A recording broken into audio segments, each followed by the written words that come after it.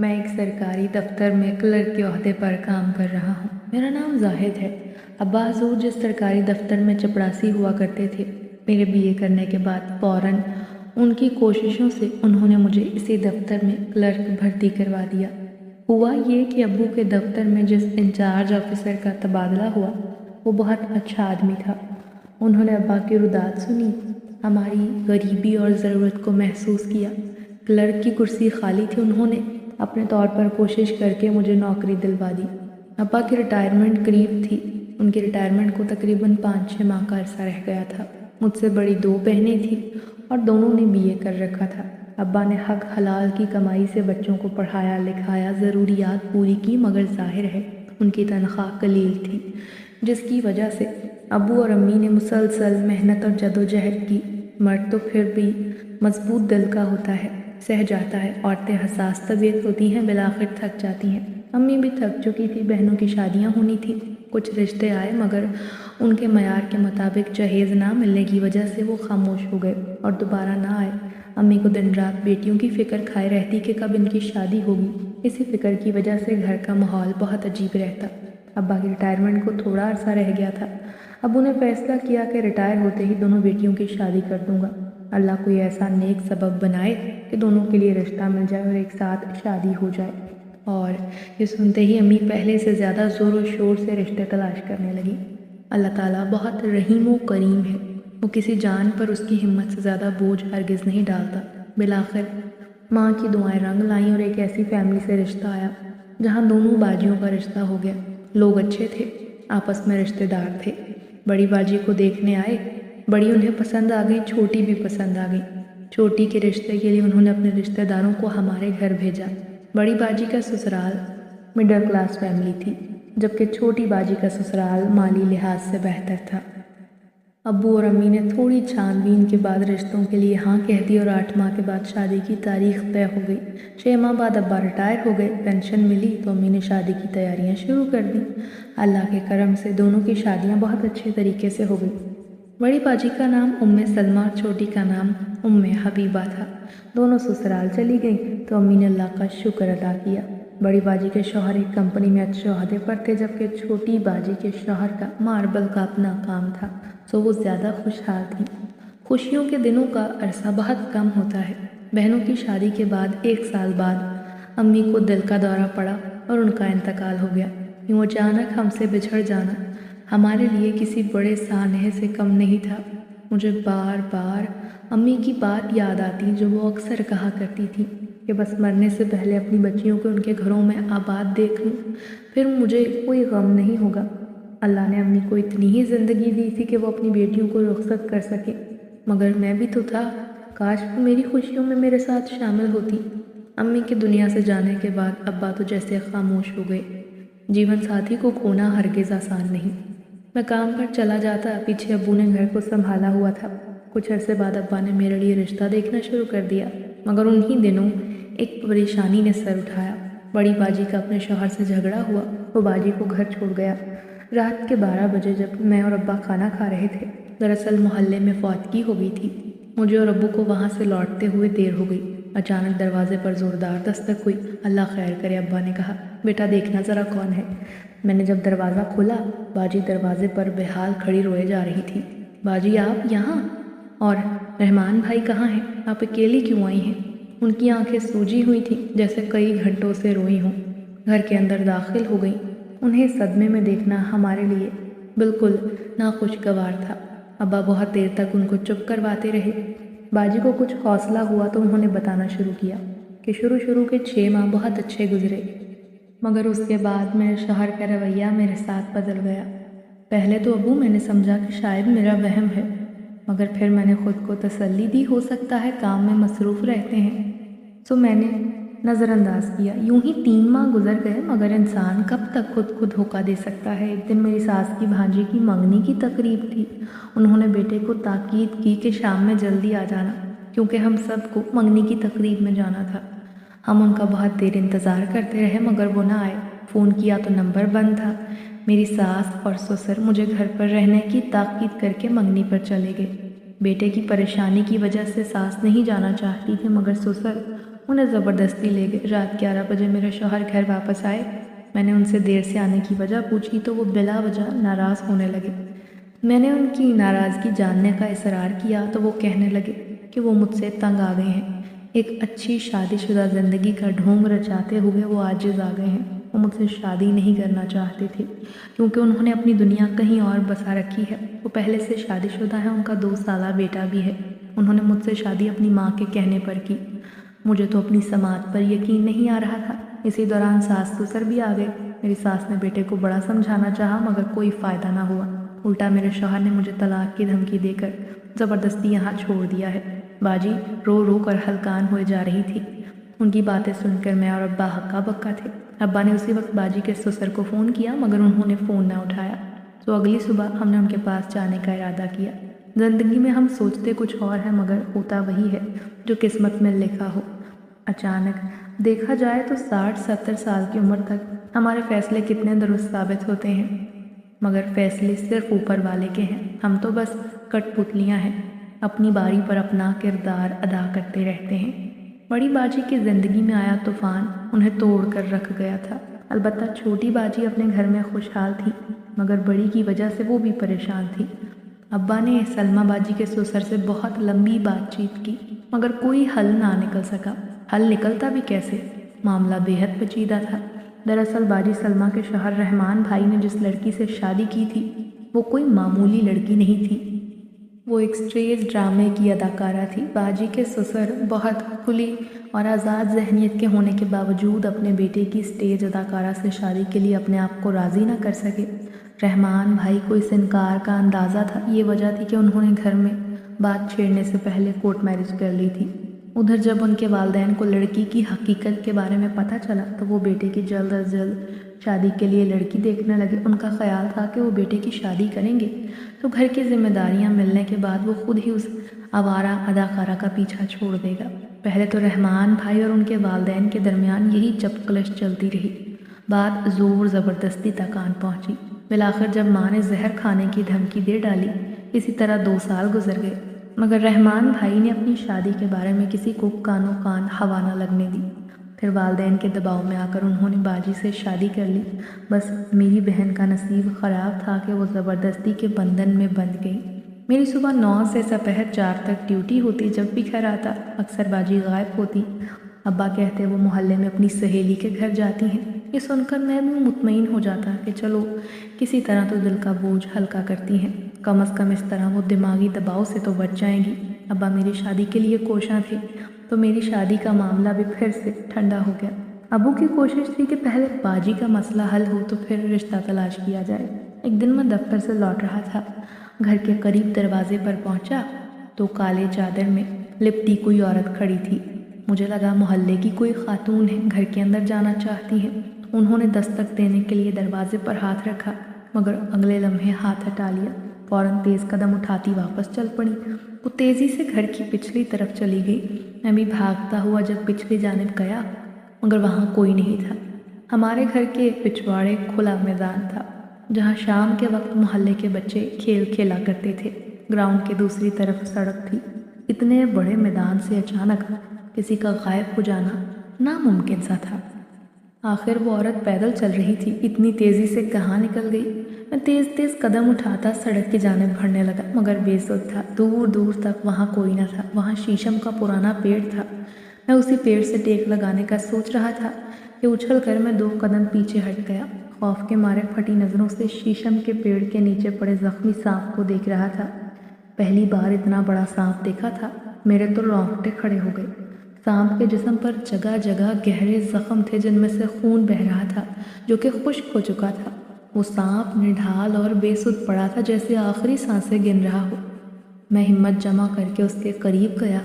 کچھ دیر اسے بغور دیکھتا رہا کہ شاید وہ کوئی حرکت کرے یا مجھے ڈسنا چاہے مگر اس کی تو سانس بمشکل چل رہی تھی۔ تسلی ہو جانے کے بعد بالآخر مجھے اس پر ترس آیا۔ میں نے اللہ کو یاد کیا، اسے اٹھایا اور گھر کی طرف چل پڑا۔ جانتا تھا یہ خطرناک ہے مگر وہ بھی جانور تھا، تکلیف میں تھا۔ رب پر یقین کرنے کے ساتھ میں اسے گھر لے آیا۔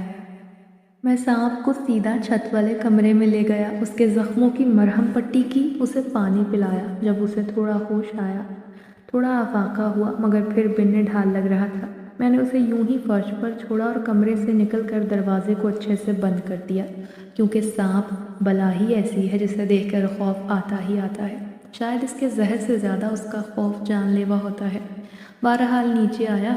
سلمیٰ باجی کے کمرے کی کھڑکی کھلی ہوئی تھی، وہ سو رہی تھی، ابا گھر پر نہیں تھے۔ دماغ میں سوال آیا کہ وہ کالی چادر والی خاتون کون تھی؟ آرام کرنے کے لیے میں بستر پر لیٹا تو آنکھ لگ گئی، مغرب کی اذان کانوں میں پڑی تو آنکھ کھلی، اٹھا، نماز پڑھنے مسجد گیا۔ گھر آیا تو اچانک یاد آیا میں تو بڑے سے زخمی سانپ کو اوپر والے کمرے میں بند کر کے آیا تھا۔ دوڑتا ہوا چھت پر آیا۔ چھت کے اوپر باجی تار پر دھلے کپڑے پھیلا رہی تھی، کمرے کا دروازہ کھلا ہوا تھا، میں خوفزدہ نظروں سے انہیں دیکھ رہا تھا۔ میں نے اندر جھانکا، سانپ وہاں تھا نہیں۔ باجی کی آواز آئی، کیا ڈھونڈ رہے ہو بھائی؟ میں نے کہا، باجی یہ کمرہ آپ نے کھولا؟ ہاں میں نے کھولا، بالٹی نکالنی تھی، کیوں؟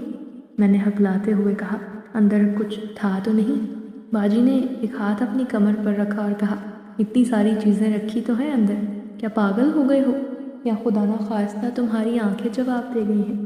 میں نے خود کو نارمل کرتے ہوئے کہا، ارے نہیں، میں تو بس یوں ہی کہہ رہا تھا، برسات کا موسم ہے نا، زہریلے کیڑے مکوڑے نکل آتے ہیں، اسی لیے آپ ذرا احتیاط کیجیے گا۔ باجی نے بالٹی اٹھائی اور یہ کہتے ہوئے نیچے چلی گئی، جنہیں انسانوں کے زہر کی عادت پڑ جائے انہیں زہریلے کیڑے مکوڑے کچھ نہیں کہتے۔ ان کے الفاظ دل پر گہرا وار کر گئے تھے۔ ابا نے باجی کے سسر سے بات کی تھی، مگر کئی روز گزر جانے کے باوجود کوئی حل نہیں نکلا تھا۔ میں نے دل میں تہیہ کیا کہ میں خود رحمان بھائی سے ملوں گا۔ آخر ایسا اور کتنے دن تک چلے گا؟ میری بہن فالتو شے نہیں، وہ احساسات اور جذبات رکھنے والی جیتی جاگتی انسان ہے۔ اگلے دن میں رحمان بھائی سے ملنے گیا، مگر وہ اپنی زندگی میں خوش تھے۔ ان سے مل کر معلوم ہوا کہ میری بہن کی ان کی زندگی میں کوئی اہمیت نہ تھی۔ میں مایوس گھر لوٹا۔ گھر سے نکل کر چند قدم آگے آیا تھا، اچانک ایسے لگا جیسے میرے پیچھے سے کوئی تیزی سے گزرا ہے۔ پلٹ کر دیکھا تو وہاں کوئی بھی نہیں تھا۔ ویسے تو وہاں کوئی نہیں تھا، مگر گھر کے قریب رکھی سوکھی گھاس میں سرسراہٹ محسوس ہوئی۔ تھوڑی دیر کی تلاش کے بعد میں گھر کی طرف چل پڑا۔ رحمان بھائی نے کرائے پر الگ سے مکان لے رکھا تھا۔ وہ اپنی پہلی بیوی اور بچے کے ساتھ وہیں رہتے تھے۔ مجھے ان کی بیوی اور بچہ گھر میں نظر نہیں آئے، شاید وہ کہیں گئے ہوئے تھے۔ باجی کے مسئلے کا کوئی حل تھا بھی یا نہیں، سوچ سوچ کر دماغ تھک چکا تھا۔ انہی سوچوں میں گھر پہنچا۔ ابا مغرب کی نماز پڑھنے گئے تھے، باجی کچن میں تھی۔ مجھے دیکھتے ہی بولی، زاہد بھائی کھانا کھا لو، تیار ہے۔ میں نے کہا، باجی نماز پڑھ لوں پھر کھاؤں گا۔ میں نے گھر پر نماز پڑھی، کھانا کھا کر بستر میں گھس گیا۔ ٹھنڈ کی آمد تھی۔ خزاں کا موسم ویسے بھی میرا پسندیدہ تھا۔ اس دن دفتر میں بھی بہت کام تھا، اوپر سے باجی کی پریشانی۔ میں بہنوئی کے گھر سے نکلا تو پیدل گھر آ گیا۔ حالانکہ اچھا خاصا سفر تھا، مگر سوچوں میں الجھے ذہن نے خاموشی سے طویل سفر بھی طے کرا دیا۔ اب جب بستر پر لیٹا تو پتہ چل رہا تھا جسم میں کہاں کہاں درد ہے۔ تھکاوٹ کی وجہ سے فوراً آنکھ لگ گئی۔ کہیں آدھی رات کو میری آنکھ کھلی، کمرے کی کھڑکی کا پردہ ہل رہا تھا، نظر پڑی تو مجھے کسی کا آدھا چہرہ نظر آیا، جیسے کوئی کمرے کے اندر مجھے ہی دیکھ رہا ہے۔ میں گھبرا کر اٹھ بیٹھا، مگر اگلے لمحے وہ شبیہ غائب ہو گئی۔ ذہن کی لائٹ بند تھی، مجھے کوئی واضح نظر نہیں آیا، جبکہ کمرے کی لائٹ میں بند نہیں کرتا تھا۔ مجھے بچپن سے اندھیرا پسند نہیں تھا۔ گرمیوں کے موسم میں بھی میں 0 واٹ کا بلب جلا کر سوتا۔ میں بزدل نہیں تھا، مگر ان آنکھوں کی چمک سے میں ایک لمحے کے لیے جھرجھرا کر رہ گیا۔ اٹھا، دروازہ کھولا، باہر دیکھا، ہر طرف گہرا سناٹا تھا۔ جھینگر کی آواز سناٹے کو گاہے بگاہے چیر رہی تھی۔ سیڑھیوں پر مجھے قدموں کی آہٹ سنائی دی، کہیں کوئی چور تو نہیں؟ میں نے پردے کے پیچھے رکھا گیا ڈنڈا اٹھایا اور سیڑھیوں کی طرف نکل آیا۔ اب صرف قدموں کی آواز نہیں بلکہ پائل کی آواز بھی تھی۔ میں اوپر کی سمت چلتا گیا۔ آج چاند اپنی پوری روشنی بکھیرے ہوئے تھا۔ اچانک میرے سامنے یکا یک روشنی پھیل گئی۔ حیرت کے مارے مجھے اپنی آنکھوں پر یقین نہیں آ رہا تھا۔ نہایت خوبصورت حسینہ اپنی لمبی ریشمی زلفیں کھولے میرے سامنے کھڑی تھی۔ وہ ایسا لمحہ تھا جس نے میرے دماغ کو اس کی خوبصورتی میں قید کر لیا۔ بالآخر اس کی آواز میری سماعت سے ٹکرائی تو میں ہوش و حواس میں لوٹ آیا۔ میں کئی دن سے تمہارے ہی ارد گرد پھر رہی ہوں۔ یہاں آتے جاتے تمہیں دیکھتی ہوں، بہت بار سوچا کہ راستہ بدل دوں، مگر مجھ سے یہ نہ ہو سکا۔ تمہاری یاد نے میرے اندر ہلچل مچا رکھی ہے۔ میں جانتی ہوں تمہارے ابا آج کل تمہارے لیے ہم سفر کی تلاش میں ہیں۔ کیا تم مجھے اپنا ہم سفر بنانا پسند کرو گے؟ حیرت کے مارے میری آنکھیں کھلی کی کھلی رہ گئیں۔ مطلب وہ کون کمبخت ہوگا جو اتنی حسین لڑکی سے شادی نہ کرنا چاہے؟ وہ زیر لب مسکرائی اور کہا، سوچ لو زاہد، میں جواب لینے دوبارہ آ جاؤں گی۔ ویسے بھی مجھے اس طرح کو چھوڑ کر جانا ہی کہاں ہے؟ یہ کہہ کر وہ سیڑھیوں سے نیچے کی طرف چل پڑی۔ میرے قریب سے گزری تو اس سے آتی دل فریب خوشبو نے مجھے مہکا دیا۔ وہ سیڑھیوں سے اترتی اندھیرے میں گم ہو گئی۔ میں اس کی خوبصورتی کے نشے میں دھت وہیں فرش پر لیٹ گیا اور چاند کی خوبصورتی کو دیکھنے لگا۔ اجنبی لڑکی کے حسن کے سامنے مجھے چاند کا حسن مانگ لگ رہا تھا، مگر وہ تھی کون؟ آخر مجھ جیسے مڈل کلاس گھرانے سے تعلق رکھنے والے، نارمل نظر آنے والے زاہد سے اسے کیسے محبت ہو گئی؟ مجھے تو اپنی قسمت پر رشک آنے لگا۔ یہی سوچتے سوچتے وہیں چھت پر لیٹے آنکھ لگ گئی۔ صبح باجی مجھے جھنجھوڑ کر اٹھا رہی تھی۔ اٹھو زاہد، یہاں کیوں سوئے ہو؟ میں گھبرا کر اٹھ بیٹھا۔ باجی نے میرے سر پر ہاتھ پھیرا اور کہا، پاگل ہو گئے ہو؟ کوئی زہریلا کیڑا کاٹ جائے تو پتہ نہیں چلے گا، مجھے تو بتا دیا ہوتا۔ کیا آج سے تم چھت پر سوگے بغیر تکیے اور بستر کے؟ میں نے خود کو نارمل کیا، آنکھیں ملتا ہوا اٹھ کھڑا۔ باجی کام پر جانا ہے، بس فوراً ناشتہ بنا دے۔ میں نیچے کی طرف چل پڑا۔ ہائے ہائے لڑکے، میں نے کچھ پوچھا ہے یا نہیں؟ اس دن میں بہت خوش تھا۔ پورا دن جیسے مہکتا رہا، مسکراتا رہا، گنگناتا رہا، ہواؤں میں اڑتا رہا۔ ہر چیز نئی لگ رہی تھی۔ جو بات مجھے ناگوار گزرنا چاہیے اس دن وہ بھی خوشگوار لگتی رہی۔ ایسا لگ رہا تھا ہر طرف عید کا سما ہو۔ میری نگاہیں پورا دن اپنی قسمت کو ہر طرف تلاش کرتی رہیں۔ وہ میرا نصیب ہی تو تھی۔ جب اسے مجھ سے اس قدر محبت ہو سکتی ہے کہ وہ خود بخود اظہار کے لیے آ جائے تو مجھے کیوں انکار ہو سکتا تھا؟ اس سے تو کسی کو بھی محبت ہو سکتی تھی، بلکہ محبت نہیں عشق۔ میں تو خود کو خوش قسمت ترین محسوس کر رہا تھا کہ اس کی محبت میرے حصے میں آئی ہے۔ دل نے اسے اپنا بنانے کا پختہ ارادہ کر لیا۔ میں بے چینی کی عالم میں اس کا منتظر تھا کہ جو ہی سامنے آئے گی دل نکال کر اس کے سامنے رکھ دوں گا۔ مجھے تو کالج کا زمانہ یاد آ گیا۔ کالج میں ایک لڑکی تھی جس سے میں بہت متاثر ہوا تھا۔ جوانی کے دن بڑے بے قرار تھے۔ کسی ایک کی نظر ہمیں سیدھے راستے سے بھٹکانے کے لیے کافی ہوتی ہے۔ کالج میں مجھ سے 2 سال سینئر ایک لڑکی تھی، پلوشا، کالج کی پوزیشن ہولڈر، اور خوبصورت اتنی کہ کالج کا ہر ایرا غیرا لڑکا بھی اس سے سلام دعا رکھنے کا خواہش مند تھا، اور میں بے وقوف ایوریج طالب علم اس کے راستے میں بہانے سے کھڑا ہوا کرتا تھا کہ شاید کسی دن اس کی ایک نظر مجھ دیوانے پر بھی پڑ جائے۔ مگر ہوا کچھ یوں کہ ایک دن میں کینٹین میں بے چینی سے اس کی راہ دیکھ رہا تھا۔ نہ جانے میں نے ذہن میں کیا کیا منصوبے بنا رکھے تھے آج اس سے اظہار کروں گا، مگر مجھ پر تب بجلی گری جب وہ اچانک اپنے کزن بلال، جو کہ اسی کا ہم جماعت تھا، وہ اس کے ساتھ کینٹین میں داخل ہوئی۔ وہ کافی خوش نظر آ رہی تھی۔ اس نے ہاتھ ہلاتے ہوئے اپنی سہیلیوں کو متوجہ کیا۔ میں اسے دیکھ کر کرسی سے کھڑا ہو گیا اور اس کی طرف چل پڑا۔ میری توجہ اسی پر مرکوز تھی۔ جو ہی قریب پہنچا اسی لمحے ایک لڑکی میرے قریب سے گزری۔ اس نے ہاتھ میں پانی کا گلاس پکڑا ہوا تھا۔ میں انجانے میں اس لڑکی سے ٹکرا گیا۔ پانی کا گلاس سیدھا پلوشا کے کزن سے ٹکرایا۔ ہم سب ہی ایک دوسرے سے ٹکرا گئے اور پانی اس کے کزن کی شرٹ پر جا گرا۔ جس لڑکی کے ہاتھ میں گلاس تھا وہ چیخ پڑی، کیا تم اندھے ہو؟ پھر پلوشا مجھے دیکھتے ہی غصے سے بولی، پتہ نہیں کہاں سے یہ جاہل پڑھنے کے لیے آ جاتے ہیں، بلکہ اتنے اچھے ادارے میں پڑھنے کے باوجود یہ جاہل رہتے ہیں، نہ اٹھنے بیٹھنے کی تمیز، نہ بات کرنے کا ڈھنگ۔ پھر وہ اپنے کزن سے بولی، اوہو، سارا موڈ خراب ہو گیا۔ اس کے کزن نے مجھے دیکھا اور اپنی شرٹ کو جھاڑتے ہوئے بولا، ارے رہنے دو، جو ہو گیا سو ہو گیا۔ اس نے پلوشا کا ہاتھ پکڑا، دونوں آگے پھٹ گئے۔ میری عزت جو پہلے ہی 2 کوڑی کی تھی وہ بھی مٹی میں جا ملی۔ پلوشا سہیلیوں سے گلے ملنے لگی۔ اس نے اپنا ایک ہاتھ سہیلیوں کی طرف بڑھایا اور انگلی میں پہنی انگوٹھی انہیں دکھاتے ہوئے بولی، میری بلال سے منگنی ہو گئی، تم لوگوں کو یہی سرپرائز دینا تھا۔ اس کی سہیلیاں اور ارد گرد کے اسٹوڈنٹس جو انہیں جانتے تھے سب اسے منگنی کی مبارکباد دینے لگے۔ میں نے اپنے ہونٹوں کو دانتوں میں دبایا اور تیزی سے کینٹین سے نکل آیا۔ اس دن مجھے خود پر بڑا غصہ آیا کہ کم از کم مجھے اپنی اوقات تو دیکھنی چاہیے تھی۔ میں تو انوکھا لاڈلا بنا بیٹھا تھا، کھیلنے کو چاند مانگنے لگا تھا، مگر چاند بھی کیا کسی کو ملا ہے۔ اس کے بعد دوبارہ مجھ میں ہمت نہ ہوئی کہ دوبارہ کسی سے محبت کروں۔ ہمیشہ میں نے اپنے دل کو دماغ کے زیر اثر رکھا۔ آج شاید اب جان میری مٹھی میں آنے والا تھا۔ مجھے اپنی قسمت پر رشک آ رہا تھا۔ میری زندگی میں آنے والی یہ حسینہ پلوشہ سے کئی درجے خوبصورت تھی۔ میں پورا دن بے چینی سے اس کی راہ دیکھتا رہا۔ کام سے 1 گھنٹہ پہلے میں نے چھٹی لے لی تاکہ جلدی گھر جا سکوں۔ ہو سکتا ہے کہ وہ گھر کے آس پاس میرا انتظار کر رہی ہو۔ میں گھر پہنچا۔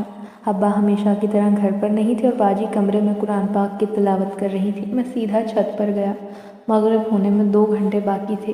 دل اتنا بے چین تھا کہ اب وہ آئی تو اسے جانے نہیں دوں گا۔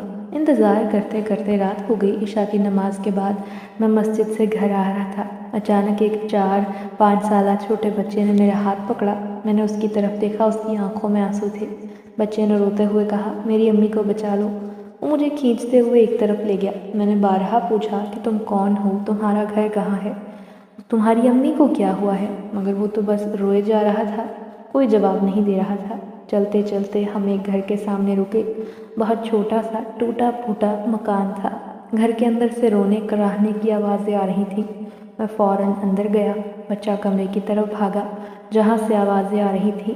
میں کمرے کی دہلیز پر رک کر چارپائی پر لیٹی نوجوان لڑکی کو دیکھتا رہ گیا۔ اگر میری نظریں دھوکہ نہیں کھا رہی تھیں تو یہ وہی تھی جو کل رات مجھے چھت پر ملنے آئی تھی۔ لڑکی کے چہرے اور جسم پر جگہ جگہ زخموں کے نشان تھے، جیسے کسی نے اس پر بہت بے رحمانہ تشدد کیا ہے۔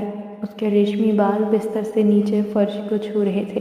مجھے دیکھتے ہی وہ اٹھ کر بیٹھنے کی کوشش کرنے لگی، مگر باعث تکلیف وہ اٹھ نہیں پا رہی تھی۔ بمشکل بیٹھی۔ بچہ بھاگ کر اسے لپٹ گیا۔ اس نے آنسوؤں سے تر گالوں کو صاف کیا اور کہا، تم یہاں کیسے؟ بچے نے کہا، میں انہیں یہاں لے کر آیا ہوں کہ آپ کو بچائیں۔ میں تو ڈر گیا تھا کہ کہیں ابو آپ کو مار ہی نہ دیں۔ امی! میرے خوابوں کا محل چند لمحوں میں دڑام سے زمین پر آ گرا۔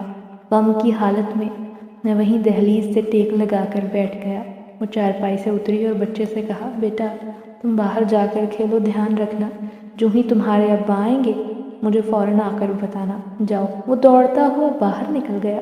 وہ میرے سامنے نیچے آ کر بیٹھ گئی۔ میں تمہیں دھوکہ نہیں دینا چاہتی تھی، سب کچھ بتانا چاہتی تھی، مگر وقت نے مہلت نہیں دی۔ میں شادی شدہ ہوں، مگر یقین کرو میری شادی دھوکے سے ہوئی تھی۔ میری سوتیلی ماں نے چند پیسوں کے لالچ میں میری شادی ایک بوڑھے سے کر دی۔ میری شادی کے 2 سال بعد سوتیلی ماں تو مر گئی، مگر مجھے اس جہنم میں جھونک گئی۔ میں نے طلاق کے لیے وکیل سے بھی بات کر لی ہے۔ میں نے سوچا تھا کہ طلاق لے کر تمہیں حقیقت بتاؤں گی اور پھر تمہاری مرضی، تم مجھے اپناؤ یا نہیں، مگر دیکھو مقدر نے ہمیں کن حالات میں ملوایا۔ میں نے اس کے چہرے کو غور سے دیکھا۔ معصوم چہرے پر بے بسی کی داستان لکھی دکھائی دے رہی تھی۔ کچھ لمحوں بعد میں اٹھا اور واپس چل پڑا۔ میں نے پلٹ کر لڑکی کو دیکھا۔ وہ آنکھوں میں امید لیے مجھے ہی دیکھ رہی تھی۔ میں واپس چلا آیا اور یہی بہتر تھا۔ خوابوں کی کرچیاں آنکھوں میں چبھ رہی تھیں۔ میں پیدل گھر کو جا رہا تھا۔ بالآخر میں نے اپنے آنسوؤں کو صاف کیا، خود کو حوصلہ دیا۔ میرے نصیب میں محبت ہے ہی نہیں، میرے نصیب میں صرف دھوکہ تھا۔ دھوکہ محبت کے روپ میں مجھے بہلانے کی کوشش کرتا تھا۔ ایسا نہیں تھا کہ مجھے اس سے ہمدردی نہیں، اور ایسا بھی نہیں تھا کہ مجھے لازمی کنواری لڑکی سے محبت ہونی تھی۔ میں اتنا تنگ نظر نہیں تھا۔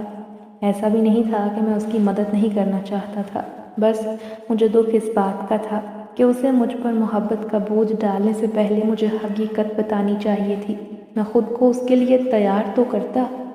میں اس کے راستے کی کرچیاں چننے کو اس کی طرف ننگے پیر دوڑا چلا جاتا، مگر طریقہ اس کا سراسر غلط تھا۔ چاہے اس کا شوہر ظالم تھا یا تشدد کرتا تھا، مگر وہ کسی کے نکاح میں تھی۔ پھر بھی آدھی رات کو مجھے اپنی محبت کا یقین دلانے وہ میرے گھر کی چھت پر چلی آئی۔ انتہائی غلط طریقہ تھا۔ مجھے اس کے طریقے پر اعتراض تھا، شدید حد تک۔ اگر یہ بات ابو اور باجی تک پہنچ گئی تو وہ کبھی بھی اس رشتے کے لیے حامی نہیں بھریں گے۔ اپنی محبت کو راستے میں دفن کر کے میں گھر آ گیا۔ कई दिन गुजर गए, वो मुझसे मिलने ना आई, ना कोई पैगाम भेजा और ना ही मैं मिलने गया। अलबत्ता मेरी हालत बेहतर नहीं थी। 3 दिन से मैं शदीद बुखार में तपता रहा। उसकी तरफ दिल मजनू की तरह खींचा चला जा रहा था, मगर कोशिश करके मैं खुद को रोके रखा। मुझे डर था इस बात का कि अगर आसपास के किसी लोगों ने मुझे देख लिया तो लोग तो यही कहेंगे कि मैंने किसी की बीवी को बहकाकर उससे शादी की है, किसी का घर उजाड़ा है, और ये इल्ज़ाम सहने का मुझ में हरगिज़ हौसला नहीं था। यही वजह थी जिसने मुझे बुज़दिल बना डाला था। 1 हफ़्ता गुजर गया, तबीयत बहाल हुई, बुखार उतर गया, मगर शदीद कमज़ोरी हो गई।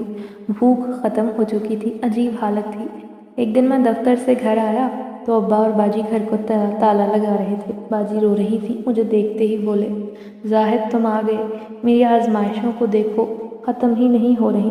अब्बा ने कहा, बेटा रहमान को जहरीले सांप ने काट लिया है और वो हस्पताल में बहुत सीरियस हालत में है। चलो हमें फ़ौरन हस्पताल जाना है। बस बगैर कोई बात पूछे हम घर से निकले, हस्पताल आ गए। रहमान भाई की हालत ठीक नहीं थी। डॉक्टरों के मुताबिक बहुत जहरीला सांप था, वो इमरजेंसी में थे। बाजी के ससुर ने बताया, कल रात 3 बजे उनका बेटा शदीद परेशानी की हालत में घर के अंदर दाखिल हुआ। उन्होंने बेटे को कमरे में बिठाया। वो बहुत घबराया हुआ था, माथे से पसीना टपक रहा था। ज़रूर कोई तो बात थी। जब वो बेटे के लिए पानी लेने गए, वापस आए तो वो फर्श पर पड़ा रहा था, मुंह से झाग बह रहा था। उन्होंने फ़ौरन एम्बुलेंस बुलाया, बेटे को लेकर हस्पताल आए। अब्बू ने उनसे उनकी दूसरी बीवी और बेटे के बारे में पूछा तो उन्होंने बताया कि उनकी कोई खैर खबर नहीं। उन्होंने रहमान भाई के घर के करीबी एक शख्स की ड्यूटी लगाई है कि जो ही उसकी बीवी और बेटा घर पहुँचे तो उन्हें फ़ौरन हस्पताल भेज दो। बहुत देर बाद डॉक्टर इमरजेंसी से बाहर निकला और कहने लगा, मरीज़ की हालत ठीक नहीं, आप सब दुआ करें। ये कहकर वो चला गया। किसी को अंदर जाने की इजाज़त नहीं थी। थोड़ी देर बाद डॉक्टर दोबारा आया और अब्बू के कंधे पर हाथ रख के कहने लगा, हमने अपने तौर पर बहुत कोशिश की, आपके बेटे की जान तो बच गई है मगर वो कोमे में चला गया है। डॉक्टर की बात सुनकर हम दम बखुद रह गए। बाजी के ससुर के कदम लड़खड़ा गए। इससे पहले कि वो ज़मीन पर गिरते, मैंने उन्हें सहारा देकर करीब रखे बेंच पर बिठा दिया। बाजी की सास रोने लगी। बाजी ने उन्हें हौसला दिया। कुछ देर बाद नर्स आई और कहने लगी, आप मरीज़ को देख सकते हैं मगर कमरे में रश ना लगाएं तो बेहतर होगा। 3 घंटे गुजर गए। जैसे जैसे ख़ानदान वालों को खबर मिलती गई, कोई ना कोई उनकी खबरगिरी करने के लिए आता जाता रहा। सिर्फ खबर ना आई तो उनकी दूसरी बीवी और बेटे की कोई खबर ना आई जिसकी ड्यूटी अंकल ने लगाई थी। उसके मुताबिक रहमान भाई का दूसरा घर अब तक बंद था और ये खबर सबके लिए हैरानकुन थी। फिर दिल में ये ख्याल भी आ रहा था, हो सकता है उनकी बीवी बेटे को लेकर मायके गई हुई हो। अस्पताल में ही रात के 11 बज गए। बाजी के ससुर ने अपनी बीवी को समझाकर घर भेज दिया। मैंने भी अब्बा को आराम के लिए घर भेज दिया था। वो बहुत थक गए थे, जबकि बाजी रहमान भाई की देखभाल के लिए उनके कमरे में मौजूद थी। मैं और अंकल गैलरी में रखे बेंच पर बैठे हुए थे। रहमान भाई का मोबाइल अंकल के पास था।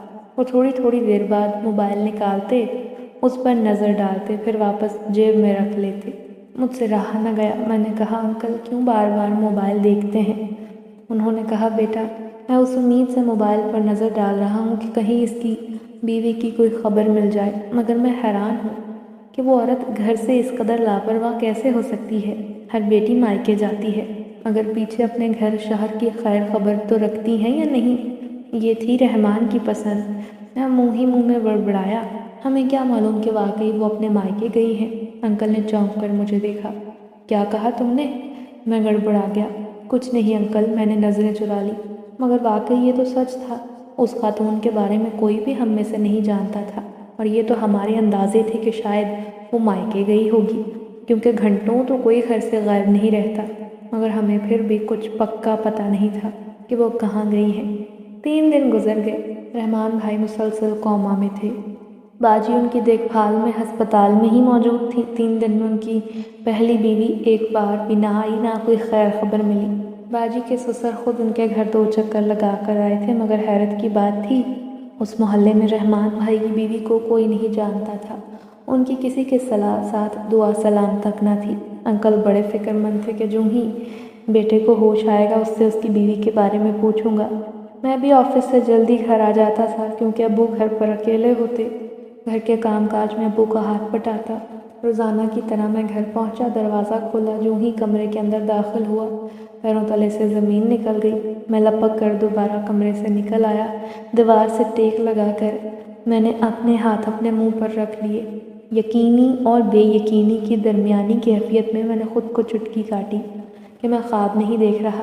میں دوبارہ کمرے کے اندر جھانکنے لگا۔ وہ وہیں بیڈ پر بیٹھی مجھے دیکھ کر مسکرا رہی تھی۔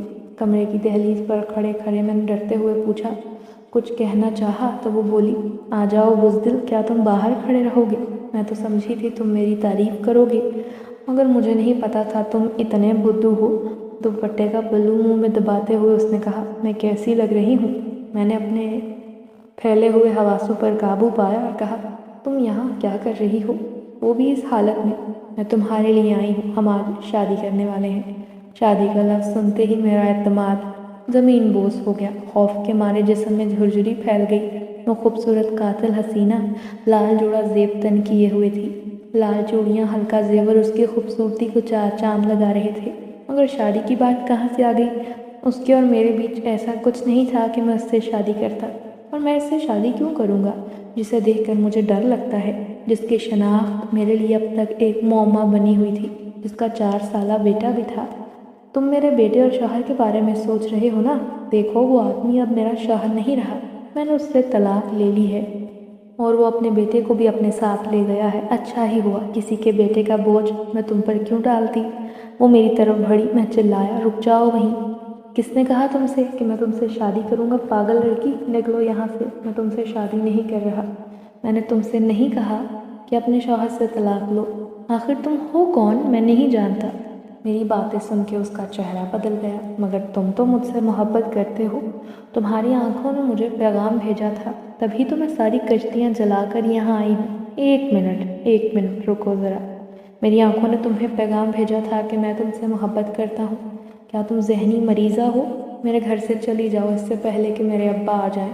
وہ میرے قریب آ کر بولی، دیکھو تم سمجھ نہیں رہے، میں صرف تمہاری خاطر یہاں آئی ہوں۔ اب کیا تمہیں مر کر دکھاؤں؟ پھر تمہیں میری محبت کا یقین آئے گا۔ میں نے اسے کلائی سے پکڑ کر کمرے سے باہر دھکیلا، نکل جاؤ اس سے پہلے کہ میرے ابو آ جائیں۔ وہ غصے میں آ گئی اور چلائی، زاہد دیکھو، میں آخری بار کہتی ہوں۔ میں اس کی طرف لپکا تاکہ اسے گھر سے نکال سکوں، مگر اچانک اس نے میرے منہ پر زناٹے دار تھپڑ دے مارا۔ تھپڑ کھاتے ہی میں لڑکھڑا گیا اور اگلے لمحے میں زمین پر تھا۔ میری آنکھ کھلی، سر بہت بھاری ہو رہا تھا، مجھ سے اٹھا نہیں جا رہا تھا۔ کمرے میں اندھیرا تھا، میں ہڑبڑا کر اٹھ بیٹھا۔ کمرے میں ایک روشن دان تھا جس سے روشنی چھن کر اندر آ رہی تھی۔ روشنی کی لکیر تھی جو کمرے کی آدھی دیوار تک آ کر ختم ہو گئی۔ میں کمرے کی دیواروں کو ٹٹولتے ہوئے دروازہ تلاش کرنے لگا، مگر دروازہ نہ ملا۔ ہر طرف دیوار تھی، شاید 2 سے 3 چکر تو میں کمرے کے لگا چکا تھا، پھر تھک ہار کر بیٹھ گیا۔ بہت دیر تک زمین پر بیٹھا، ادھر ادھر پہلو بدلتا رہا۔ مجھے کمرے کا وہ سین یاد تھا جب اس نے مجھے تھپڑ مارا۔ اس کے بعد کیا ہوا کچھ یاد نہیں۔ میں یہاں کیسے پہنچا؟ نہ جانے کتنا وقت گزرنے کے بعد یکا یک کمرے میں روشنی پھیلنے لگی۔ اچانک روشنی تیز ہونے لگی۔ میں نے گھبراتے ہوئے آنکھوں پر ہاتھ رکھ لیا۔ چند لمحوں بعد میری سماعت سے آواز ٹکرائی، دیکھو گے نہیں کہ تمہارے سامنے کون کھڑا ہے؟ میں نے فوراً آنکھیں کھول دی تو میرے سامنے وہی حسینہ کھڑی تھی، ایک حسین ریشمی گاؤن میں ملبوس، ہلکا زیور پہنے۔ اس کی خوبصورتی چاندنی کی طرح دمک رہی تھی۔ یقیناً وہ پہلے سے زیادہ حسین ہو گئی تھی۔ میں حیرت سے آنکھیں پھاڑے اس کی خوبصورتی میں کھو گیا کہ اچانک اس کے الفاظ نے میرا سحر توڑا۔ میرا حسن لازوال ہے، یوں دیکھو گے تو اس میں ڈوب جاؤ گے۔ میں نے شرمندگی سے نظر چراتے ہوئے کہا، تم آخر ہو کون اور مجھ سے کیا چاہتی ہو؟ مگر دیکھو، مجھ سے مزید کوئی جھوٹ نہ بولنا، کیونکہ مجھے اتنا تو علم ہو گیا ہے تم عام انسان نہیں۔ میری بات سن کر وہ قہقہہ لگانے لگی، ارے پگلے، میں تو انسان ہی نہیں، میں تو ناگن ہوں۔ میرا نام زہریلی ہے اور چند سالوں بعد اپنے 100 سال پورا کرتے ہی بہت طاقتور ہو جانے والی ہوں۔ 100 سال پورے ہوتے ہی لازوال بن جاؤں گی، ہمیشہ کے لیے امر ہو جاؤں گی۔ میرا یہ حسن خوبصورتی کبھی ختم نہیں ہوگا، تا قیامت جوان رہوں گی۔ میں نے کانپتی آواز سے پوچھا، کیوں؟ کیا تمہیں آب حیات مل گیا ہے؟